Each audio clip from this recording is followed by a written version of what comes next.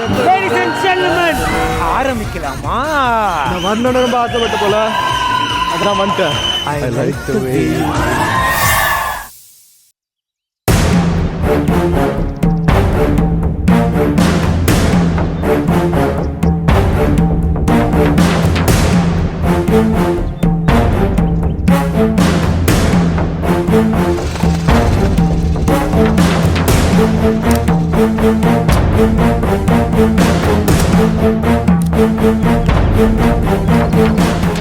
என்ன இங்கே நிக்கிற? இல்ல, நீ தோப்புக்கு போயிட்டு வரேன்னு சொன்னியா, அதான் நீ எப்ப வருவான்னு காத்துட்டு இருந்தேன். சரி வா, உள்ள போலாம். வா.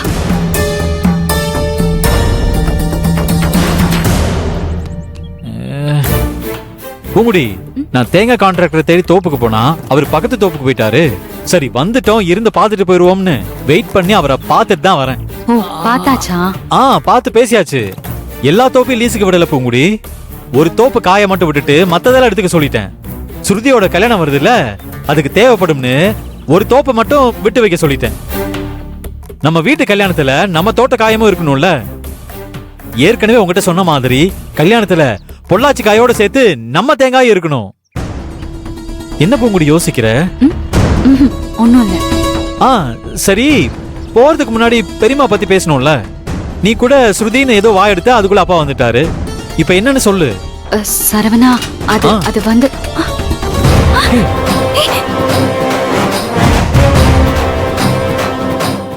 ஐயோ, பாத்து பாத்து. என்னது இது?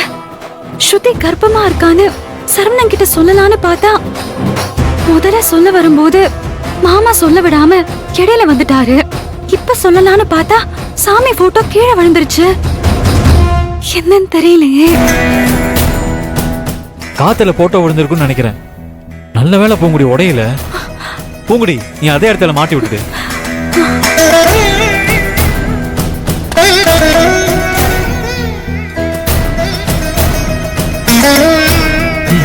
சரி சொல்லு பூங்குடி. என்ன யோசிக்கிற? ஒன்னும் இல்ல சரவணா, நீயே இப்பதான் தோப்புல இருந்து டயர்டா வந்திருக்க. கை கால் கழுவிட்டு வா, நான் உனக்கு சாப்பாடு எடுத்து வைக்கிறேன். நம்ம அப்புறம் பேசிக்கலாம். அதுவும் சரிதான். சரி, போட்டோ நல்லா மாட்டிருக்கான்னு பாரு, அப்புறம் மறுபடியும் கீழே விழுந்துற போகுது.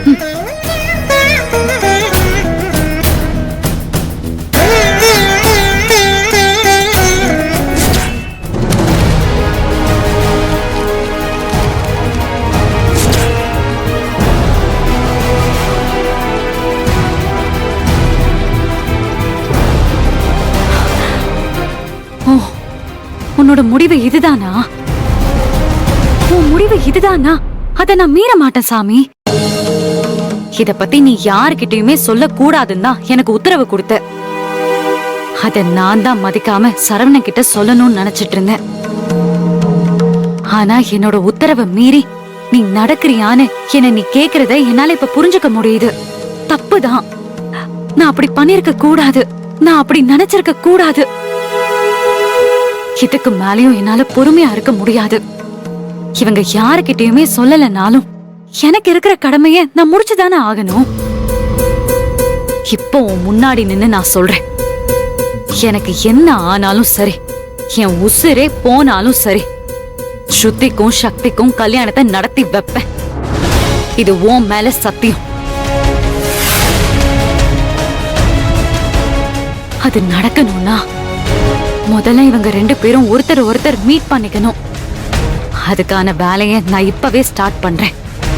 நீ மட்டும் எனக்கு துணையா இருந்தா போதும்.